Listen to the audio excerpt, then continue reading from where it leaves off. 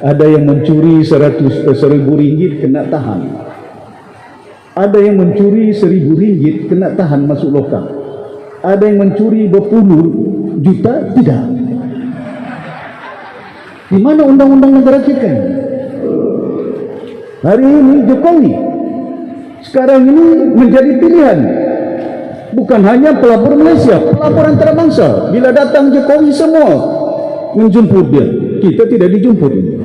Jiran kita Indonesia dahulu dikenal sebagai negara yang korup. Kamu mesti ingat dulu.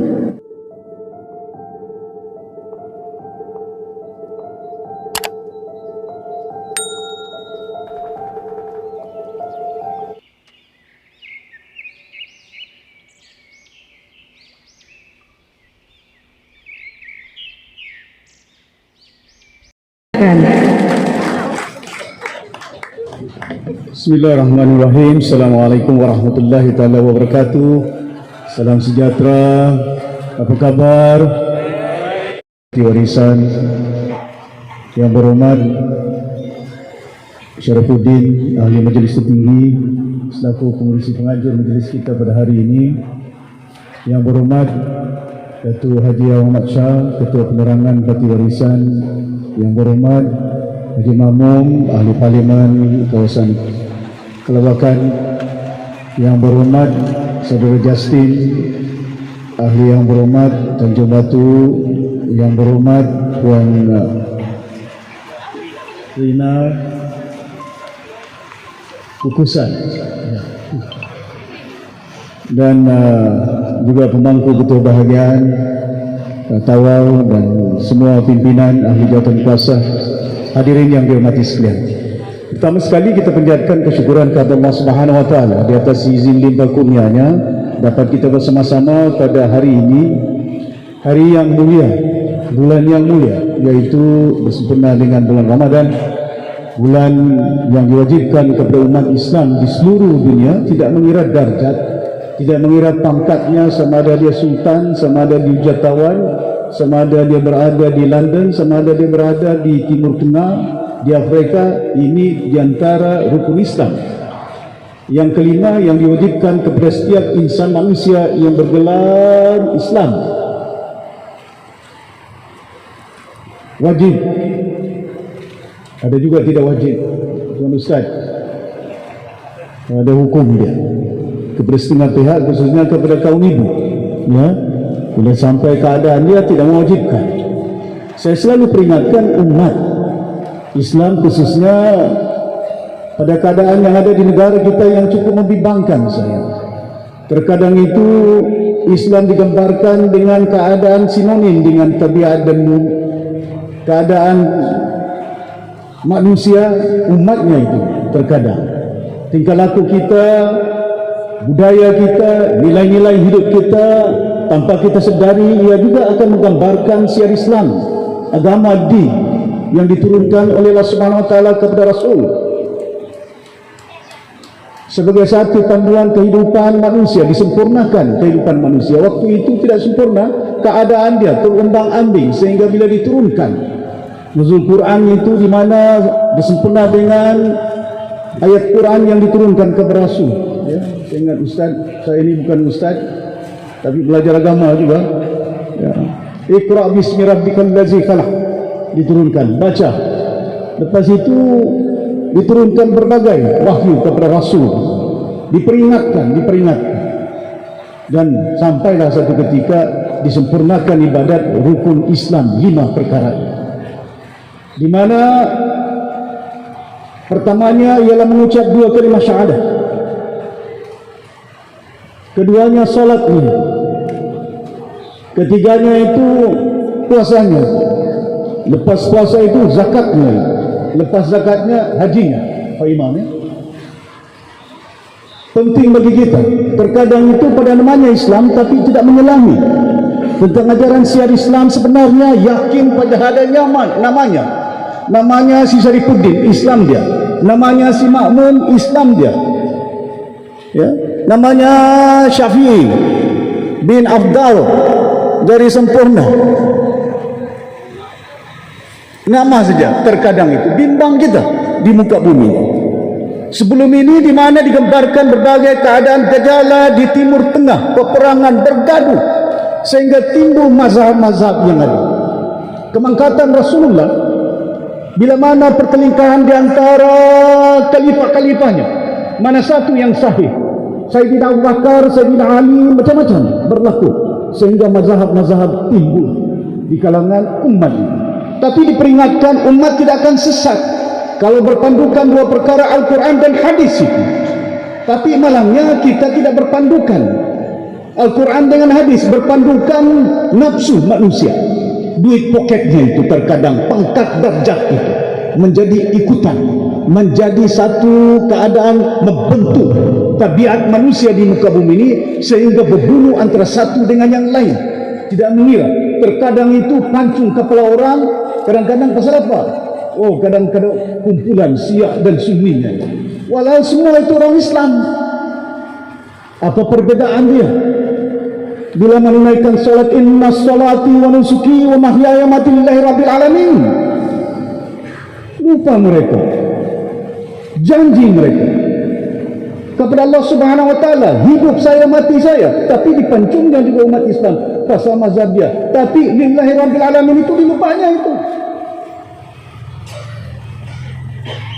Dalam janjinya kepada umat itu, alamin, Tuhan semesta alam itu. Bukan Tuhan untuk orang Melayu, bukan Tuhan untuk orang Bugis, bukan Tuhan untuk orang Bajau, bukan Tuhan untuk orang Tilu, bukan Tuhan untuk orang Tawau. Tuhan semesta alam, maknanya Tuhan untuk umat di muka bumi ini, sama ada dia manusia, sama ada dia binatang, tumbuh-tumbuhan. Itulah Allah Subhanahu wa taala yang Maha Besar. Tapi terkadang kita tidak menyelaminya ajaran-ajaran ini, ya. Terkadang itu bila kita lihat manusia ikatannya sempit pandangan dia, ya, tentang ajaran itu. Walhal Islam ini cukup mulia, cukup ringan, bukan susah. Ibadat diwajibkan, puasa itu wajib, makan semata-mata intipatinya itu bukan hanya untuk tahan makan, banyak hikmahnya. Puasa itu bukan setakat oleh kerana banyak hikmahnya. Puasa itu, bayangkan kalau puasa saya ini puasa susut badan, tidak tahu berapa pound sudah kurang. Saya punya seluar pun longgar, ringan badan saya, kurang gula, kurang zat. Manusia terkadang itu datang penyakit kencing manis, darah tinggi, pasal apa? Makanan yang datang, makan daging, makan gula-gula. Tapi ini perintah Allah SWT kepada umat, bukan 1 tahun, bukan 100 tahun, beribu tahun. Selain daripada itu diperingatkan hikmahnya itu berpuasa ini. Bagi orang yang mempunyai kekayaan, yang mempunyai duit, mungkin hari-hari boleh makan.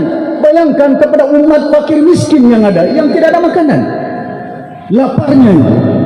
Hari ini kamu puasa setengah hari, suara pun tidak sudah terdengaran itu. Lapar dia. Saya dilihat Datu, saya bilang, apa kabarmu? Baik Datu Sri. Macam mana kau? Lapar aku. Mestilah lapar kau puasa.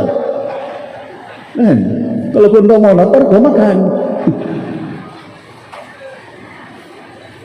Pasal apa itu? Diperingatkan. Bayangkan anak-anak, keluarga di rumah-rumah yang fakir miskin tidak ada dia punya. Pasal itu rentetan daripada puasa, zakat, bagi sedekah kepada umat yang mampu. Zakat itu bukan wajib, bagi yang mampu. Tidak ada paksaan dia, ya, ada hikmah dia itu. Banyakkan sedekah, tapi dalam konteks ekonomi itu zakat kepada yang mampu. Jangan pula sepanjang masa kita tidak boleh bayar zakat. Digalakkan untuk membasmi kemiskinan di muka bumi ini kepada orang Islam, supaya mengulur, lebih baik tangan yang memberi daripada menerima. Itu, ya, peringatan-peringatan kepada umat. Di samping itu, puasa ini hikmahnya kepada umat bukan setakat menahan lapar, bukan setakat untuk diperingatkan supaya kita teringat orang-orang kampung, orang-orang yang miskin, menahan nafsu. Itu diantara Rasul bersabda bahawa perjuangan jihad yang paling besar bagi umat ialah berjuang, berperang dengan nafsunya itu. Bukan di Afghanistan, bukan putung leher orang.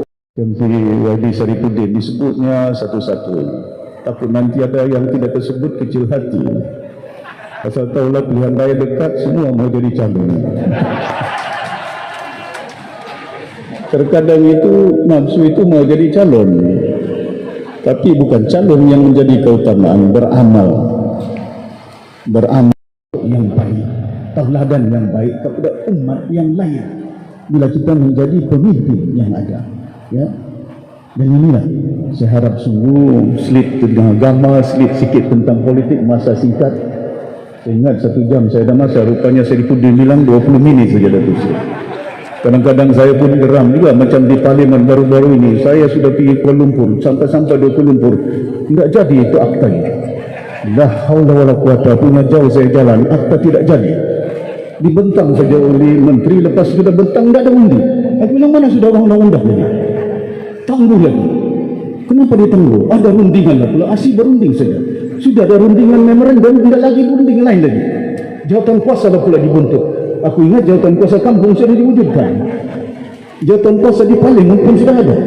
Macam-macam jawatan kuasa yang ada. Terkadang itu ini yang membimbangkan saya. Negara kita pada hari ini bukan lagi terkenal sebagai sebuah negara, sebagai rujukan. Saya masih ingat masa saya pegawai kerajaan, ya, tahun 70-an 80-an. Lepas itu saya jadi pengurusi Persatuan Commonwealth sedunia. Pejabat saya di England, di London. 3 tahun saya jadi chairman. Pejabat saya di England. Rakan-rakan saya, di antara Setiausaha Agung saya, bekas Menteri Pendidikan Tanzania. Timbalan saya Speaker Canada. Ahli-ahli saya semuanya bekas-bekas menteri yang ada. Dari Afrika, Nigeria, South Africa, semuanya. Lepas itu, bila saya lihat keadaan di negara-negara yang ada, ya, kesatuannya, kebimbangan saya, kita jadi rujukan. Saya ziarah kepada Presiden Tanzania, Mr. Chairman, thank you for coming to Tanzania.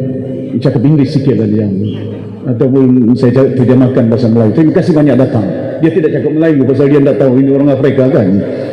Dia cakap betul, terima kasih banyak datang ke Afrika dan ada acara di Afrika, di Tanzania.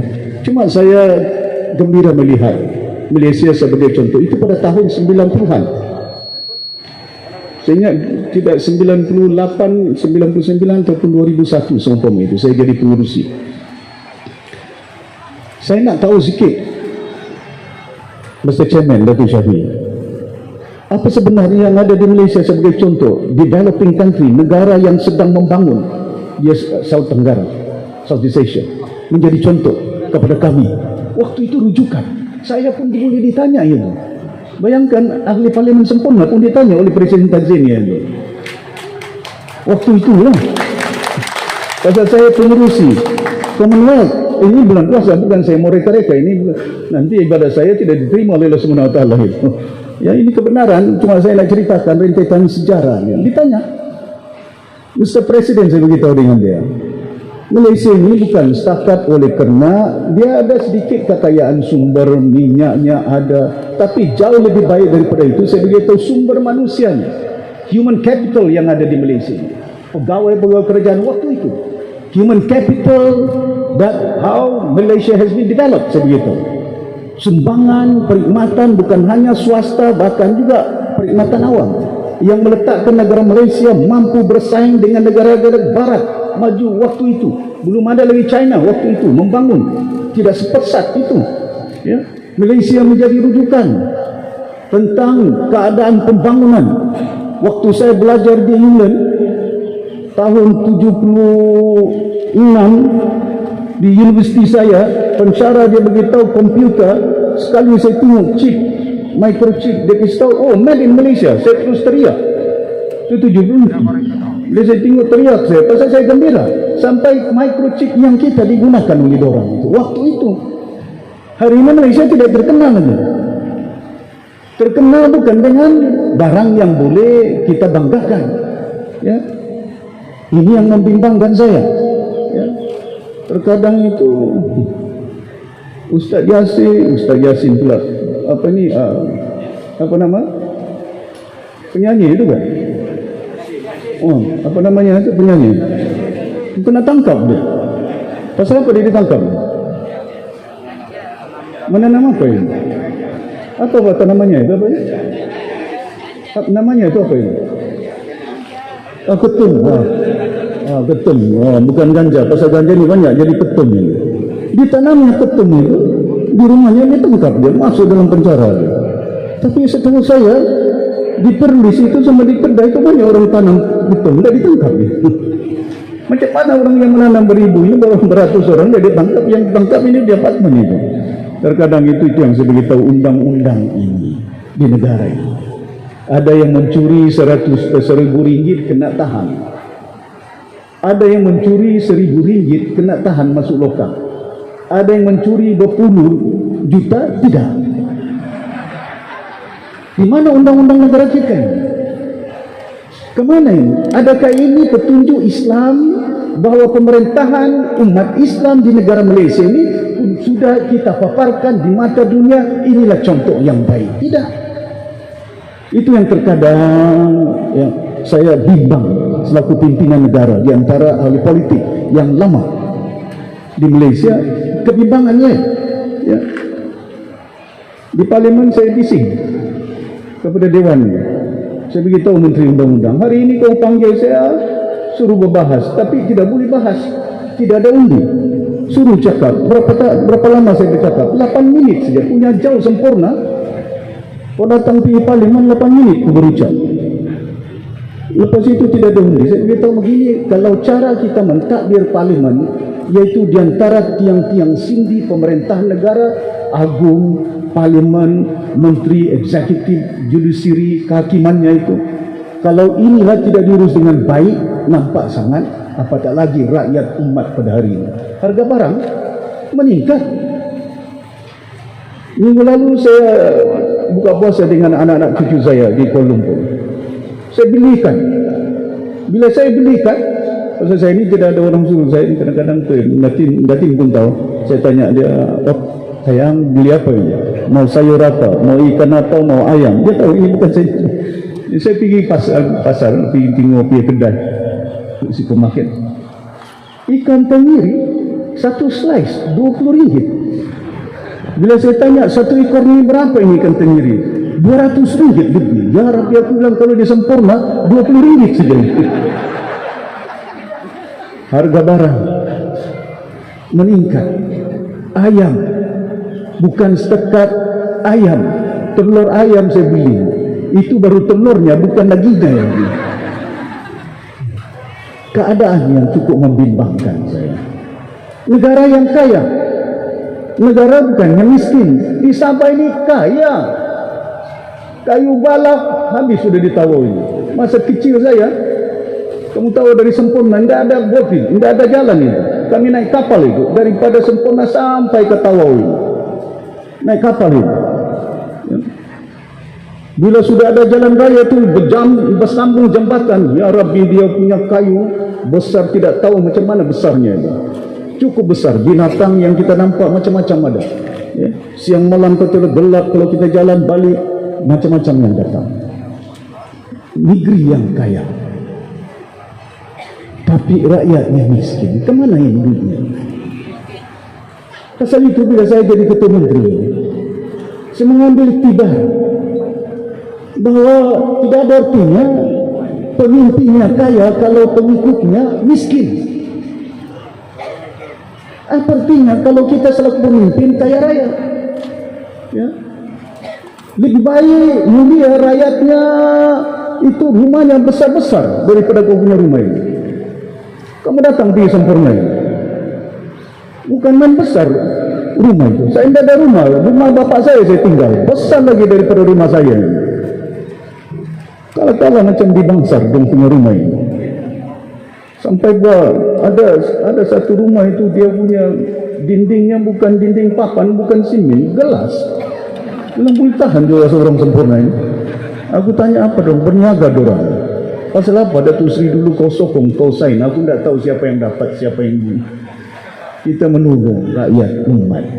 Kebakaran di Tawau ini, saya beritahu Agung kawan saya, ya, datang. Datuk Seri saya mau datang ke Tawau, ziarah. Lepas itu saya tengok keadaan. Saya beritahu dengan pegawai kerajaan, tanah siapa? Tanah ini bagi dengan orang. Kita bagi tanah itu kepada umat memerlukan tanah ini. Itu maknanya kita memerintah, bukan dipandang dengan mata, dirasa oleh hati umat bahwa pemerintahan kepimpinan yang perlu kita lihat di negara Malaysia. Masalah dia kita tidak sedar. Jiran kita Indonesia dahulu dikenal sebagai negara yang korup. Kamu mesti ingat dulu. Pak, ongkosnya berapa Pak? Mau naik motor dulu. Indonesia terkenal dengan negara yang korup. Ya, ongkosnya berapa Pak? Sehingga keadaan terumbang-ambing politiknya Indonesia. Satu ketika Indonesia sehingga memilih presiden yang tidak begitu jelas pemilihan Gus Dur. Betul Pak? Hari ini Jokowi sekarang ini menjadi pilihan. Bukan hanya pelapor Malaysia, pelapor antarabangsa. Bila datang Jokowi semua menjemput dia. Kita tidak dijemput Malaysia. Masalah apa? Itu kepimpinan. Kalau kepimpinan negara ini betul-betul bersesuaian, insya-Allah saya yakin kekayaan minyak yang ada, kekayaan harta yang ada di negara ini diturunkan untuk kebaikan negara dan umat.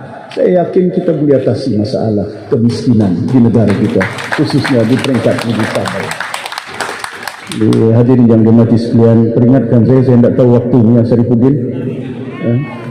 Ada masalahnya. Ya. Saya nak selit sikit. Ya. Sebenarnya saya nak bagi tazkirah tentang agama tadi ini. Bukan pasal politik, tapi maklumlah manusia ini terbabaskan sedikit. Ya, terbabas sikit tentangnya. Jadi jangan lupa. Banyak hikmahnya rukun Islam itu. Zakat itu, nafsu, ya, kena ditahan. Perjuangan yang paling besar jihadnya itu nafsu manusia ini. Ya. Pasal apa itu dinamakan bahwa solat itu tiang agama ini. Terkadang manusia lupa itu solat itu.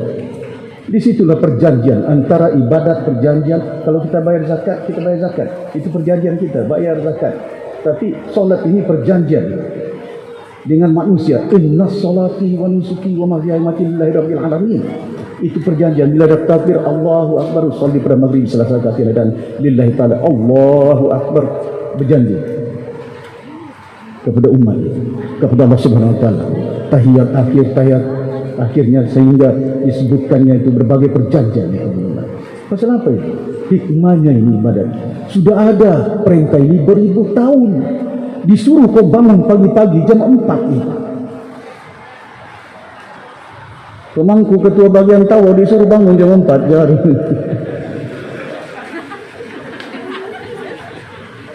Bangun jam 4. Kan? Exercise. Ibadat itu bukan setakat mengabdikan diri kepada Allah Subhanahu wa taala. Banyak sudah hikmahnya ini. Ya, lutut yang orang bilang bajau mutagi'ut, lutut yang keras uratnya, ini ibadat. Ini cerita asawah amu ya, mamala ya. Saya mau cerita sedikit tentang ibadat. Pasal itu saya ini pasal Islam ya, saya cerita pasal apa itu perintah. Dia kita punya pinggang sakit, dia rokok. Bila kita punya kaki, dia sujud. Bila kita punya leher sakit, Assalamualaikum warahmatullahi wabarakatuh. Dia exercise. Ini exercise sekarang. Sekarang ini orang belanja duit sampai beribu mau pergi gym. Betul. Belanja beribu. Pakai lagi dia punya jaket, pakai dia punya kasut, si mamu bukan main. Kena. Betul kan ini lari dia di parlimen itu tengok macam mana exercise. Tuhan sudah peringat itu. Selain daripada mengabdikan diri, itu yang diperingatkan. Tapi dalam hal itu Islam juga jangan lupa tentang kita seperti yang saya sebutkan. Tuhan kita ini alami, Tuhan semesta alam. Jangan lupa, ini saudara-saudara kita daripada kaum Tionghoa. Ini umat yang kita perlu sayang. Ya, bukan dia pasal dia Cina, bukan dia pasal agama dia lain. Tapi manusia ini lupa. Terkadang itu hikmahnya, ada di antara mereka tauke bapaknya itu ada supermarket. Bila ada supermarket yang kerja jual sales girl itu budak Melayu, itu budak Bugis itu. Budak Melayu itu dapat RM500, RM1,000. Yang bagi gaji itu Cina itu. Dapat RM1,000, di bawahnya duit kasih makan anak itu. Yang makan itu budak Melayu. Tapi lepas itu kita berpecah-pecah, oh jangan cerita pasal Cina. Tidak boleh. Kemana kita? Pasal agama dia berbeza-beza. Qul ya ayyuhal kafirun la'budu ma ta'budu. Penghujungnya lakum dinukum waliyadin, agama dia dengan agama dia, agama saya dengan agama saya, itu perbedaan dia. Tapi terkadang umat ini, oh oleh kerana dia agama lain jangan duduk satu meja, tidak boleh makan. Saya belajar di England, saya makan meja sikit saja. Bila saya makan fish and chips. Dia makan makanan dia, dia minum minuman dia minum bukan minum air, minum tiger. Bukan harimau, kamu tahu itu tiger kan, dia mana kan saya mau halau, keluar ke sana, jangan kau duduk di meja ini. Orang putih itu, negara dia itu saya halau, saya yang dihalau itu, Pak Imam. Betul tak? Tapi Islam ini cukup mulia, lembut. Dia yang makan, bukan saya makan. Dalam hukum itu kalau kau tengok, jangan kau tengok kau punya mata, bukan dia punya mata itu. La haula wala quwata, sempit betul kita punya ajaran ini. Tafsiran kita ini sehingga terkadang-kadang kita tidak boleh tengok, oh dia orang lain, itu bangsa lain, agama lain. Jangan. La haula wala quwata, sehingga bila umat ini dapat disatukan di negara Malaysia ini. Ya. Sampai bila kita mau menyatukan umat? Kalau tidak ada penyatuan umat di negara Malaysia tidak akan membangun. Itu yang menjadi keutamaan. Kalau mengikut ahli sunnah wal jamaah Imam Syafi'i yang abdal ajaran dia, makmurnya itu, ya Imam, kena banyak ajarannya itu supaya kita sebagai umat Islam, kalau kita paparkan budaya kita, cara hidup kita, cara pakaian kita, cara tutur kita, cara tabiat kita, itu sebahagian daripada dakwah kita kepada umat yang lain. Tapi kalau kita selaku umat Islam paparkan perkataan, cakapan, perbuatan itu, maka yakin Islam tidak akan dilihat mulia oleh umat-umat yang lain di muka bumi ini.